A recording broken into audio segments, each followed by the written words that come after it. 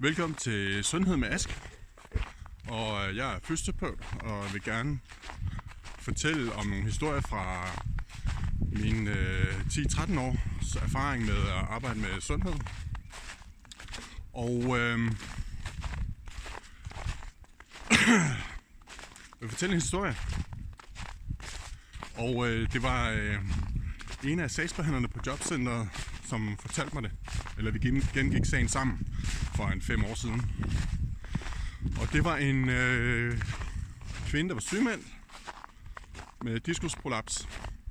Og hun havde strålende smerter nede i det ene ben og nedsatte reflekser osv. Så kom hun til et privathospital, som jeg ikke vil sige navnet på. Og så gik kirurgen ind og opererede.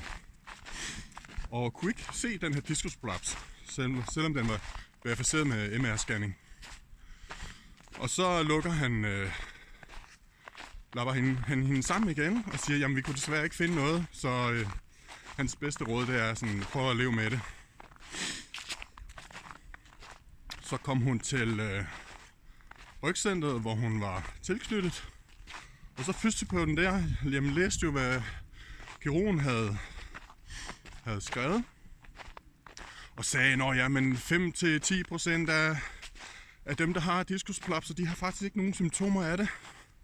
Så det er ikke sikkert, at det er diskusprolapsen, der er årsag til dine smerter. Så hun var enig med kirurgen om, at jamen, patienten skulle lære at leve med det. Og så tænker patienten, hun vil da gerne have en second opinion. Og det viste sig at være en god idé. Og det er altså noget, almindelige folk selv skal vurdere, om de skal have en second opinion. Det er ikke noget læger eller lægen, der har arbejdet med, der kan, selvom man har mere end 20 års erfaring og uddannelse. Eller en fysioterapeut, som også har en lang uddannelse. Så hun tager fat i en anden kirurg på et andet privathospital. Og bliver undersøgt og opereret. Den nye kirurg her finder ud af, at den første kirurg har været inde på det forkerte segment. Han har simpelthen ikke været derhen, hvor prolapsen var. Så den nye kirurg optager hele operationen og går ind på det rigtige segment i ryggen, får fjernet diskusprolapsen, og patienten har efterfølgende ingen smerter, ingen men, reflekserne kommer igen, og benet bliver normalt. Og den nye kirurg har så selvfølgelig optaget hele operationen, så de kunne føre en retssag efterfølgende. Det er bare en af utroligt mange utrolige historier. Og jeg forstår ikke, hvordan en kirurg fra et privathospital og en fysioterapeut kan forlige sig med, at man ikke kan finde en prolaps, når den er verificeret på en MR-scanning. Det forstår jeg simpelthen ikke.